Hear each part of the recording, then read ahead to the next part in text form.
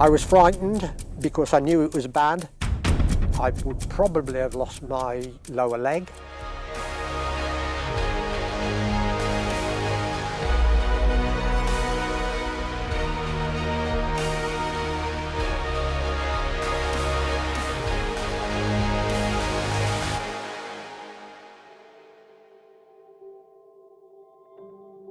We got back home, it was an absolutely beautiful afternoon.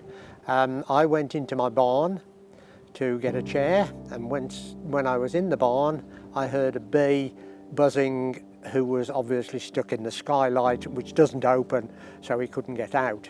The skylight in the barn is quite high, so I went up a ladder onto the second floor to get him out, trapped him in a towel. I got onto the ladder on the top rung, held onto the ladder as I thought safely, and then I felt the ladder starting to slide. The next thing I knew after I'd realised the ladder was starting to slip was that I was on the ground. I could feel blood coming out of my leg. It was very wet coming through my trouser. But fortunately my wife was outside, so I called to her not to come in. I told her not to come in but to immediately dial 999, which bless her she did. When I felt the bone through my leg, I obviously knew that I'd got a bad injury. We heard a terrific noise and then realised it was a helicopter. My shaking was starting to get a lot worse and it was becoming uncontrollable.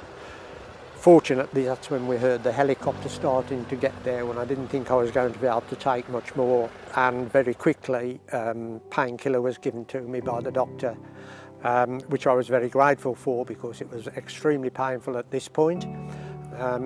Once in the helicopter, made me comfortable, very, very reassuring all of the time, kept my painkillers up to the necessary level. I was frightened because I knew it was bad.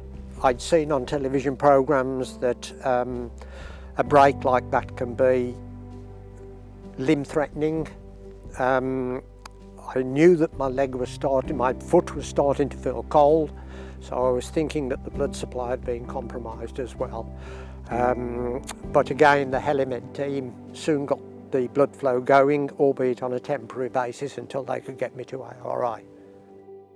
I think I can honestly say that if the air ambulance SCAA hadn't arrived, I would probably have lost my lower leg.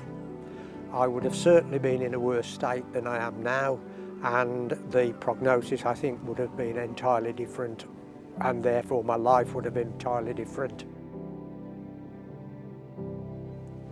You read about it, you hear about it, you hear the good they do, but until it affects you personally, no one can appreciate what a good service it is.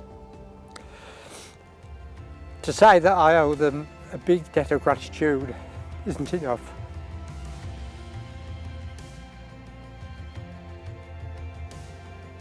I don't know any of the people on the SCAA team. I only met them once.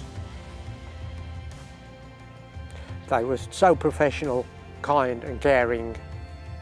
I will never ever be able to thank them enough.